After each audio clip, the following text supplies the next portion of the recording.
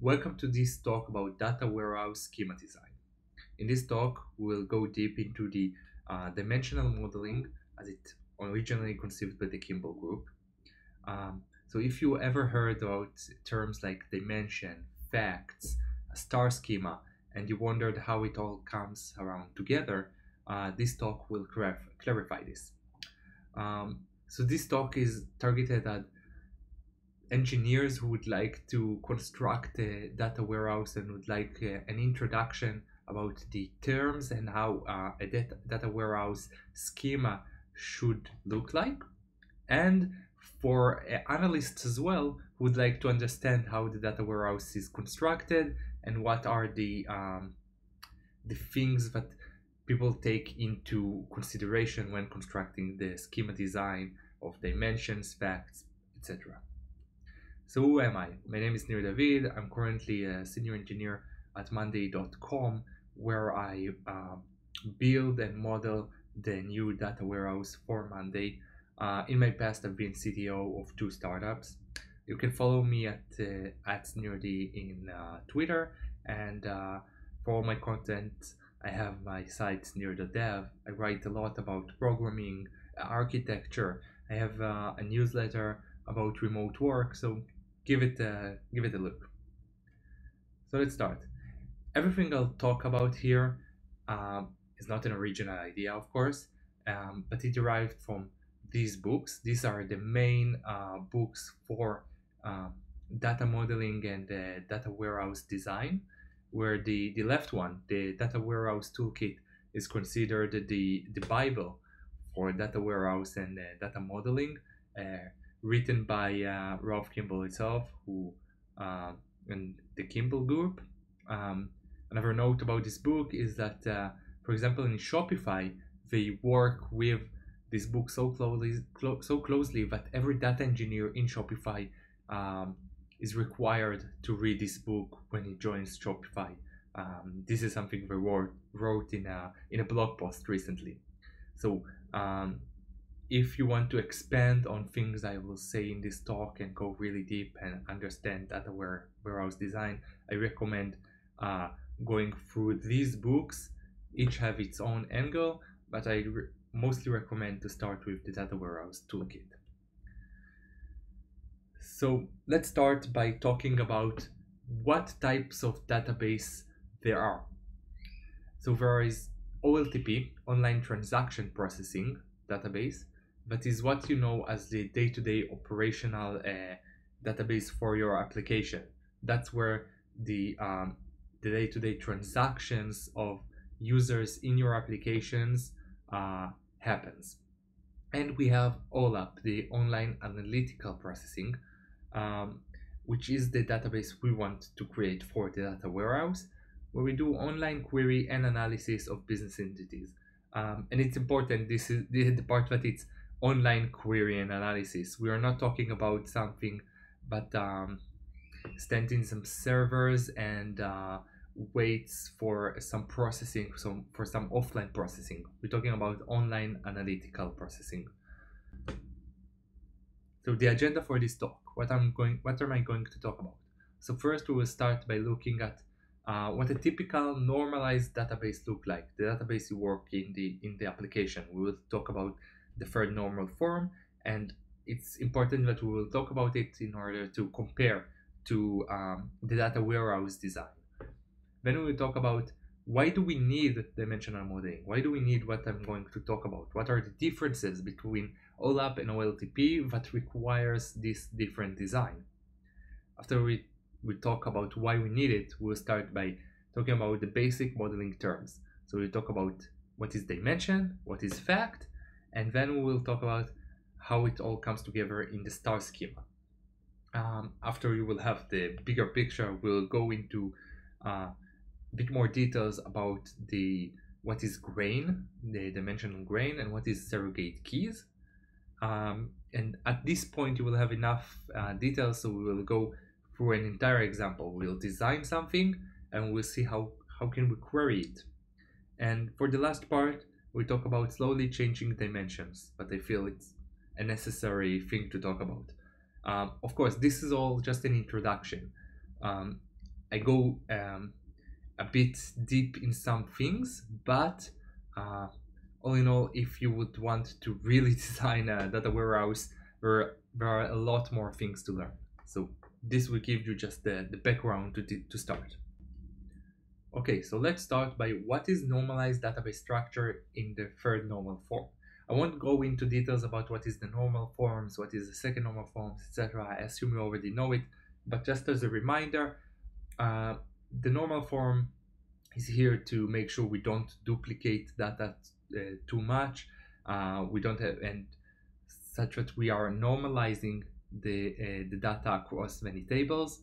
So for example, if we have an account table here for all our accounts, we will not have the plan data right here, but we will have a foreign key for another table, the plans table, with the details here. Why? Because many accounts have the same plan, and if it is in the same table, we might, when we have a change in a plan, we need to change it across all accounts, and it's a duplication we want to avoid in the application database usually. So let's talk about why dimensional modeling. What is the difference between OLAP and OLTP that calls for this different approach? So first, let's talk about data usage rates. So in OLTP, the operational database of your application, you usually read one thing at a time. It's optimized for inserts and updates. What does it mean? Usually when an account signs in to your application, you want to read the data for this account specifically. So it's reading one thing, one account. And in OLAP, we want to do aggregations and questioning of many things at a time. We want to optimize for every read. So in the analytics part of our database, we don't want to read just one account. We usually want to read all the accounts and summarize or aggregate something about them. So we need to optimize for heavy reads instead of just one thing read, and for reads instead of inserts and updates. History tracking. So in OLTP, in our database for the application, we just need the current state. We want to present the user what his current state is, what happens, etc. And in the OLAP, we need history to track business progression over time. So for example, in our application, we want to present the user with his current cart, for example, and all the products in the cart and the amounts. He doesn't want to know what was there before the last product was added to the account. But in OLAP, we want to know what are the progression of the products added to the cart for some analysis. So this is another difference for the OLAP. Next, let's talk about data ordering and structure. So in OLTP, we want to optimize for application use and to make it logical to the developer. And in OLAP, we want to optimize it for the business structure and to make it logical to the business people. So what does it mean? It means that for some reasons, the application might need to access data in a way that is not logical to the business people, but is logical to the developer for performance reasons or for any reason that the way the application is written. Let's say you have some weird microservice, and this microservice needs this data from that. So you have a weird structure, and that's okay. This structure needs to serve the application, but the structure is not necessarily presenting the business structure as it needs to be clear for the business people. So that needs to be kept in mind when we design different databases for different users. Data consistency. So in the OLTP, the data might be inconsistent through some parts. What do I mean? So in the application side, you might have the similar data, let's say, being held in different parts of the database, and this similar data is not necessarily the same. It might be handled differently when presented to the user through the application code. or anything like that. So in OLTP, it's okay to have inconsistencies like that, but in OLAP, the database is the last frontier for the analyst and for the business people. So the data there must be consistent for the reports. You can't have two data points presenting a similar thing, but we have different numbers. It needs to be consistent. It needs to be clear that there is one and only one way to calculate something. Next, let's talk about structure for needs. So in the OLTP, in the application database, the schema might fundamentally change from time to time as the application changes. Let's say you develop a new feature, you decide on some pivot on how you present data to the users or how users access data. The database is a server for the application, not for the analyst. So for performance reasons, for feature reasons, for any differences made in the application, you might change the structure of the database, and you might change it fundamentally. You might strip some fields from a table to another table. You might change table names. You might change entire table structure or entire schema structure, and that's okay. But in OLAP, the schema needs to be consistent. You're serving analysts, and analysts are looking on business processes, and the business processes should be clear. It doesn't depend on how the application uses the data. It's a business process that should be consistent and should not change over time because it needs to serve the analyst and their needs. So with that done, let's go to the definitions, the basic definitions of data warehouse terms. And we'll start by dimension. So what is a dimension?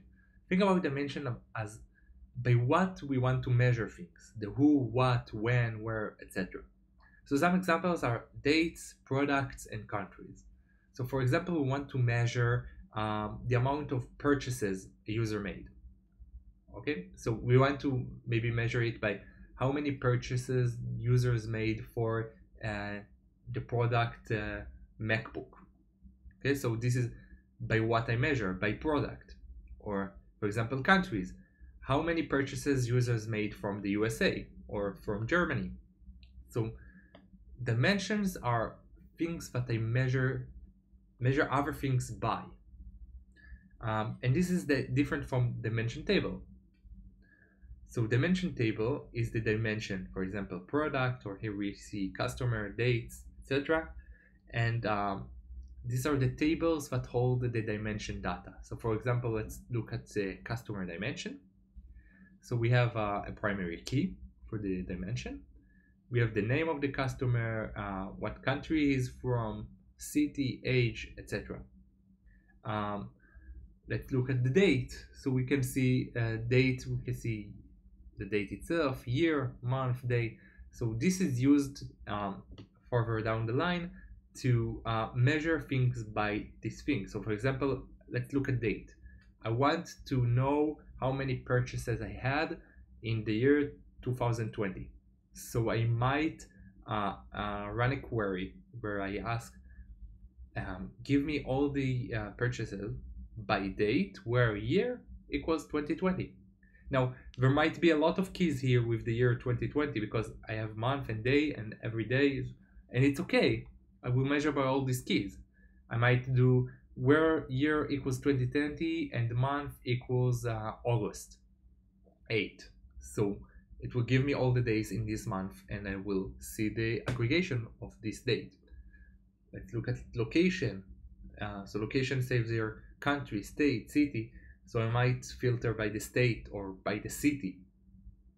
Another thing to mention here is that, as you see in customer, I might have the country of the customer, but I might have a dimension of location separated completely.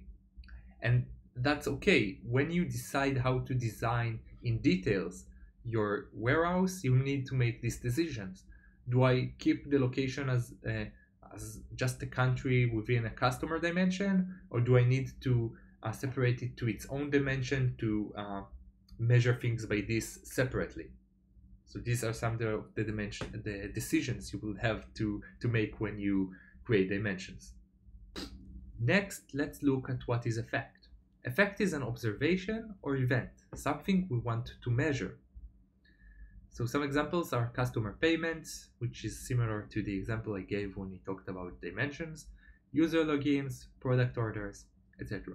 So usually fact is something that is a number. Not all the time. You might have facts that are text-based, but usually it's a number because it's something that changes very rapidly and you want to measure over time, over some other measures, as we mentioned in the dimensions. So let's look, for example, at user logins. A user login is an event, but we want to measure against some other parameters. So let's say we make sense of it by referring to dimensions. So let's say we want to refer to the date dimension. I want to know how many user logins I had in 2020, how many user logins I had in Sunday of some date. So I take the measurement and I make sense of it by comparing to a dimension.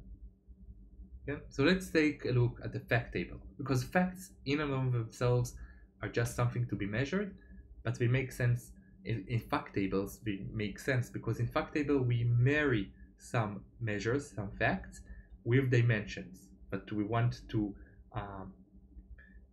cut these measures by. So for example, in this table we see purchases fact. We have foreign keys of 3 dimensions: customer, product, and date, and the facts are price and amount. So for example, here I can look at price. In and of itself it doesn't mean anything, but I can say, okay, I want the price that people paid for product MacBook in date in all of 2020, and let's say customer I leave nil. So I will have a result that tells me the total price that people paid for MacBook in 2020. The same thing I can do with amount, and then I will have the amount of MacBooks people purchased in 2020. So the facts make sense by regards to the dimensions in the fact table, and what dimensions are in the fact table are part of the design decisions you will have to make. Another thing to note and to make sense here is facts are things that change rapidly. So the amount that users paid, or the amount of that users purchased of some product, is something that changes every day, every minute, sometimes, and dimensions are things that are not changing that rapidly. So for example, a customer is registered. Let's go back. A customer is registered. The name of the customer will not change daily, not even monthly, probably not even yearly. The country will not change very rapidly as well. It can change, and we will talk about it later. It can change, but usually it won't. And this is another distinction to make sense of it. Okay, now let's talk about what is a star schema. So a star schema is the marriage of a fact table with dimension tables. So as you can see here, I have a fact table and I have dimensions of date, account, and platform, which are foreign keys going to each table, to each ID, and the facts like active guests, active viewers. This is an example I took from the design I'm currently making for Monday.com. So why does it call the star schema? So forgive my limited ability to draw, because this is looked like a star. So think about it. The fact is in the center, and you have these connections to other tables, and it looks like a star. So that's why we call it a star schema. Okay, next, let's talk about grain. The grain of dimensions. So the grain determines what each fact row contains and in what details. the grain is defined by the dimension in the fact table and their details. So what does it mean? It means that in a fact table, we have the dimensions and how detailed the dimensions are. And this determines how detailed the data we're storing in each fact table is. So let's look at an example for dimension presence, and there is also an example for dimension detail. So in dimension presence, let's say for analytics, we want to have the dimension of platform. So without the dimension of platform, I might, let's say I only have the dimension of date, and we measure visits. So I will know how many visits were in each day, but I will not know how many visits was in each platform, if that makes sense. So that means that, for example, if I only have the day dimension, I will know I had 200 visits yesterday. But if I have the platform dimension, I will be able to tell you I had 200 visits in total yesterday, but 100 visits were from Android, 50 visits was from iOS, and another 50 was from a desktop. So adding this dimension changes the grain of the data. Another example, and let's go to the example of the dimension detail. I have this platform dimension. Now let's say the platform dimension has only mobile or desktop. So in the example I gave, I will know I had 100 visits in mobile and 100 visits in desktop. But I can also have it more detailed, so separated, for example, for iOS, Android, BlackBerry, Windows, Mac, and each have its own details. So deciding on the grain is mostly a decision driven by the business. What do I want to know? Usually, I would want to know as detailed as I want, as detailed as possible, but it's not always feasible technically. So we need to decide where we put our efforts in and how we define the grain. So let's look at another example of star schema. This star schema is a bit more complicated than the one we saw before. Before we had only the active users fact, now we also have the financials fact. And as you can see, the financials fact does not connect to the platform dimension, because it doesn't make sense for us as a business to measure the financial fact by platform. So it does make sense to know how many new ARR we have each day for each account, or the sum total in a month, the new, the churn, etc. But it doesn't make sense to cut it by platform, because accounts are paying regardless of the platform, and platform is only relevant for individual users. And here we measure accounts as complete account, because individual user does not pay, the account pays. So this changes the grain. We collect data here compared to the active users fact. Now let's talk about surrogate key. So the dimensions primary key should be in control of the OLAP system. What does it mean? It's very tempting to use the primary key from the operational database, from the application database in the dimensions.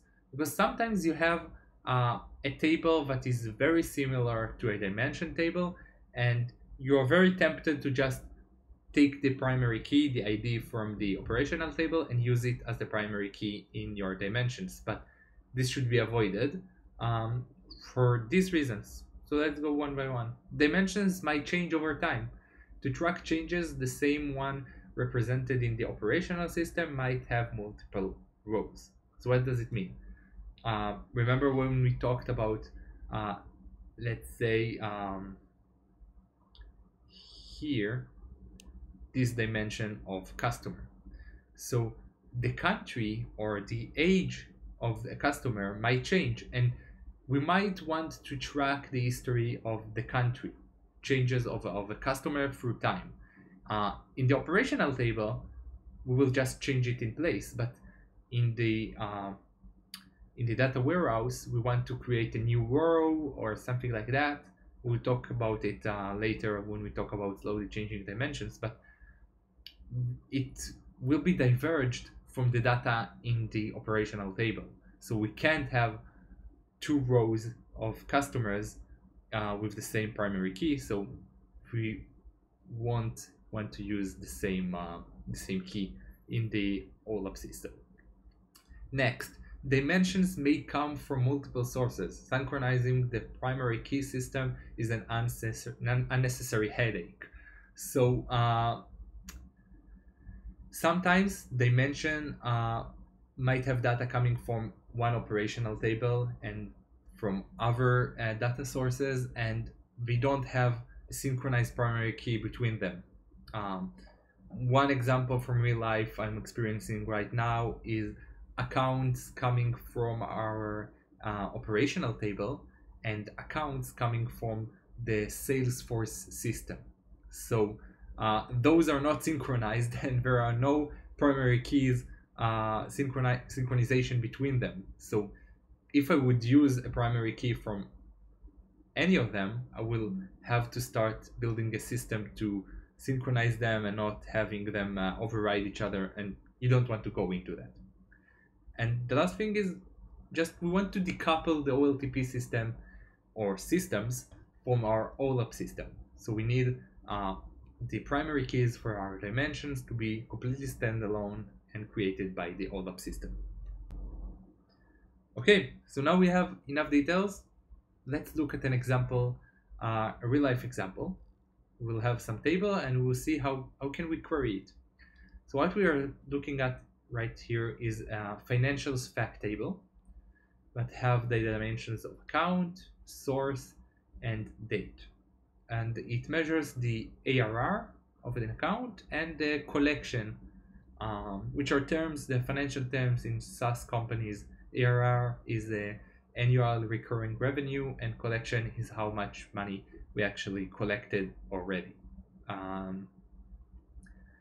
So let's say I want to group by different user plans of an account by different source dimension. So the source here is standing for marketing source. So it's, for example, this may be an account coming from Facebook ad, YouTube ad, Google ad, something like that. So I want to group by the name of the source, and I want to filter by a specific month in a year. So I want to filter by May 2020, and the result table I will get from this kind of grouping and filtering looks like that. So I grouped by user plan, and I have a user plan of 5 users, 10 users, 15 users, etc., etc. And for each user plan, I group by the source, the marketing source name, and I did a sum of the ARR. So I can see for a 5 user plan from Facebook ad, we got in May 500 new ARR. For 10 users plan in Google ad, we got 550 ARR. So this is the end result. Let's look at how we can query it. So this is what the query looked like. When you deal with star schema, the queries become, in my opinion at least, very, very simple. So what we do is we select each dimension we want to present. So we select the user's plan and from accounts and the name from source, and we aggregate the measure, the fact. So we sum from the financial fact the ARR, and we select from the dimensions, the date here which we filter by, and the fact.